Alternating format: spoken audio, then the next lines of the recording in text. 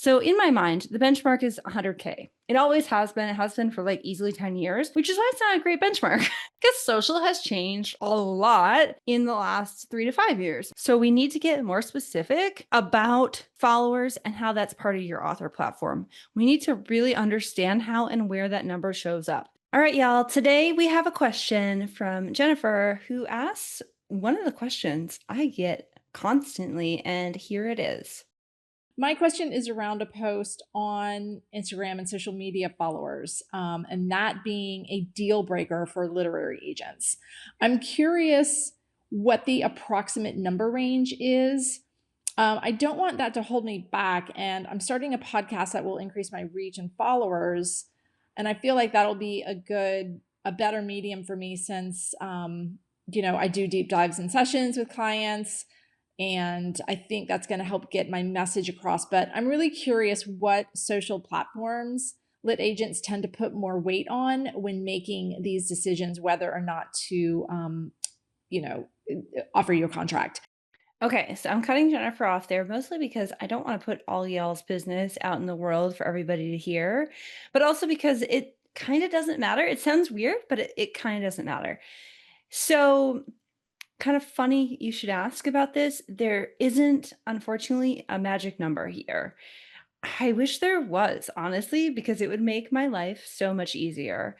When we talk about your platform as an author, we're talking about the whole kit, cat, and caboodle, not just social media. As a collaborator who wants to get you a deal, I'm fucking looking at everything. Yes, I'm going to check social. And yes, I'm going to check a podcast, which Jennifer mentions she was starting. But I'm also going to consider and look at every possible other way that you can promote and sell your book to the audience who needs it. You could be doing speaking events. You could have corporate contracts. You could have individual clients who are famous or have big audiences of their own. When it comes to your author platform, the number of followers you have doesn't actually matter as much as how you're going to sell books. That is why a huge social platform is often the first thing that people like me and literary agents and editors look for. For example, one of my clients has over 6 million followers on Instagram and TikTok. It's easy to see how that client would have a better chance at selling more books than someone that has only 600 followers, right? But social media isn't everything. Recently, I had clients land a deal for $400,000 at auction with multiple publishing houses interested because those authors were willing to buy 100,000 copies over 4 years for their clients direct from the publisher, and had tons of corporate clients who would buy thousands or hundreds of copies of their book, just like on an ask, right? It was like no big deal. Collectively, those authors actually had less than 3,000 followers across every social media platform. But for them, in their particular case, that doesn't matter so much because they can sell books to their clients who have millions of employees. Now, obviously, not everybody has that kind of business. Not everybody can do that. That's why offering advice on building author platform in a format like this, where I don't know you, I don't know who you are, I don't know your dreams, I don't know your business, it can be really difficult because your author platform is yours. It's individual. What works for you might not work for somebody else. It might not fit your personality. It might not fit your genre. It might not fit, a podcast might work for me, but for my clients who work with educators, it won't work because educators don't listen to podcasts, right? So there's a lot of different options there. So what I'm going to say here is more broadly based on that. And I want to talk about Jennifer specifically. Okay. And the question she asked specifically. So in her voicemail, Jennifer says she's willing to do the marketing work so that she gets a deal. That's awesome. That is honestly half the battle, the willingness to do that.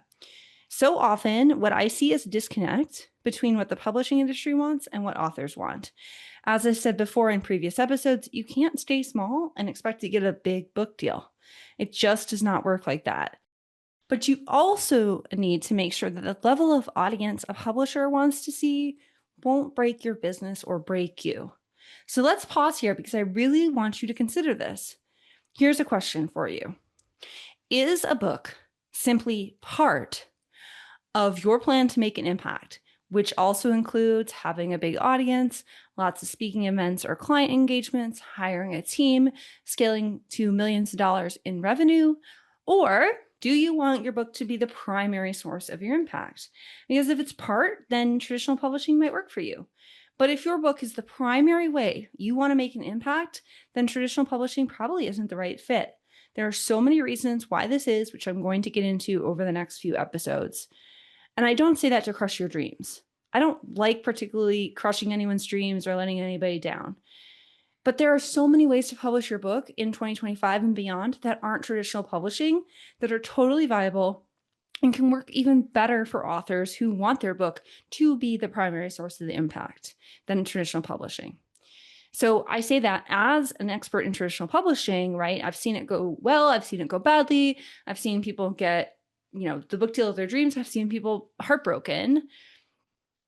And as someone who's going to tell you the honest truth of what I think. So for better or for worse, I was born without a filter, right? So now after a much needed visit to Tangent Town about like how your book fits into your business, let's go back to Jennifer again and her question about the range of social media followers needed.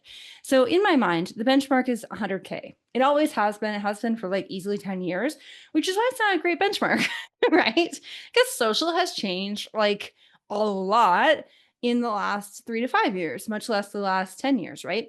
So we need to get more specific about followers and how that's part of your author platform. We need to really understand how and where that number shows up. So in preparation for this episode, I looked at the Instagram accounts for every client I helped in 2024 to land a book deal. I'm going to share their followers and also an important detail of their platform that didn't involve social media at all. So example number 1, 26,000 followers and previous book sales of more than 60,000 copies, which showed that her audience buys books at a higher than normal conversion rate, right? So she could sell through with less people, essentially. Example 2, 40,000 followers and a YouTube channel with nearly 900,000 followers, plus a show on HBO Max. So Instagram, as it turns out, is a low performing platform for her personally. Now, you might think YouTube is social media. You might think it's actual traditional media. You might think it's like a streaming service. It's kind of all three of those things, to be fair. But for our purposes, this client has a popular channel with lots of engagement, lots of subscribers, and that's going to sell some books. Example 3, 14,000 followers. But, and this is the big but, the ability to reach over 100,000 teachers through contracts with school districts that she already has in her business. You wouldn't ever find this online. And it represents super easy sales for a publisher because it's a business to business sale. We're going to cover these kind of bulk sales in a future episode. Example 4 has 65,000 followers on Instagram, plus another 65K on other social media platforms. And she's gathered lots of statistics about how fast her business has grown over the last 3 years. This cumulatively shows publishers what they can expect in the future from this author and exactly how serious she is about growth for her business, which includes promoting her book, but is not limited to it. And what I want you to take away from these examples, none of which had 100,000 followers on Instagram, by the way, is that literary agents, publishers, and me, even me, are going to be looking holistically at your business and your audience, not just at social media, and certainly just not on Instagram alone, or TikTok alone, or Facebook alone, or whatever alone, LinkedIn alone, right?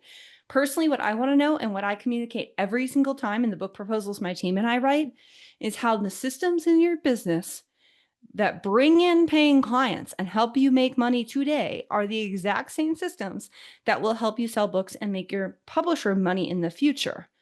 Those systems and their scalability are your author platform. And a lot of times your potential in terms of like, hey, could this book work for a Penguin Random House or a Simon Schuster or HarperCollins? Now note, I said systems, not plans, not hopes, not dreams, existing systems that have been proven to be effective at getting people's attention and getting them to convert, to buy things from you, preferably much more expensive things than a $30 book. So in short, yes, your author platform is your social following, but it's also more than that. So there you go. That's the answer to Jennifer's question. But now I want to hear from you. Where are you at on your book journey? And what questions do you have about traditional publishing? Check out the show notes for a link to leave me a voicemail. I am loving the questions I've received so far. I'm going to answer every single one of them in upcoming episodes. And I am so looking forward to hearing from you. So check out those show notes. In the meantime, I'll see you in 2 weeks. And until then, cheers to your success.